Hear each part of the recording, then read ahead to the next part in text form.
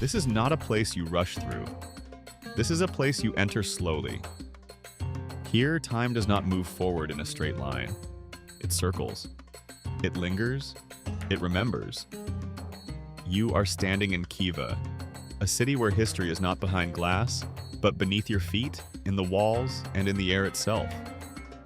Behind these ancient walls lies Ichan-Kala, the inner city, once closed to the outside world, protected by clay and stone, guarding centuries of stories.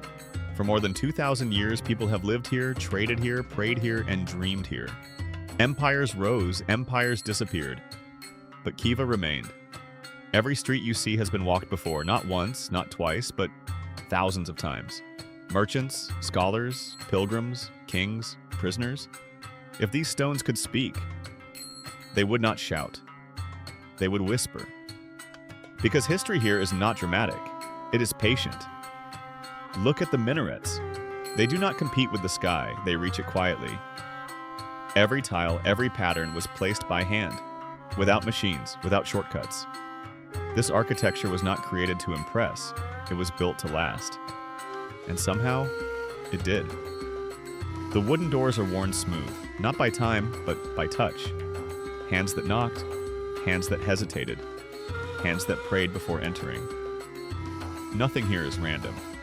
Every detail has meaning. This city was built with intention, and it still carries it. Life never stopped here. Markets still breathe with color, spices, fabrics. Ceramics shaped the same way they were shaped centuries ago. This is not a performance for visitors. This is continuity. Modern life flows carefully around the past, as if afraid to disturb it. Khiva once stood on the Silk Road.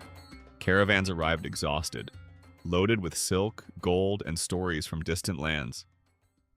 For many travelers, Khiva was not a destination. It was survival.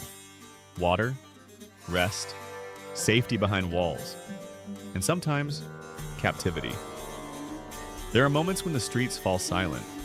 No footsteps, no voices, only wind moving along ancient walls. In those moments, you are not a visitor.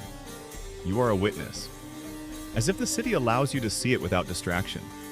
Places like this change how you feel time. Minutes feel small here. Centuries feel close. You begin to understand how brief your moment is, and how meaningful it can still be. Khiva does not ask you to understand it.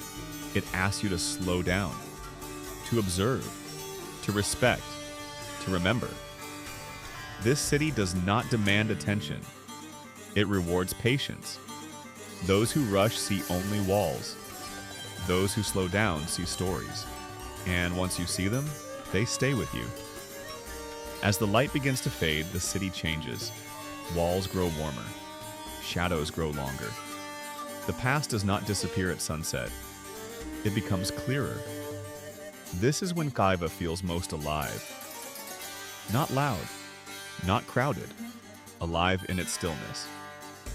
Khiva is not a museum. It is a conversation between centuries. And for a brief moment, you are part of it. When you leave, the city will remain exactly as it was, waiting, remembering. And if you ever return, it will welcome you as if no time has passed at all.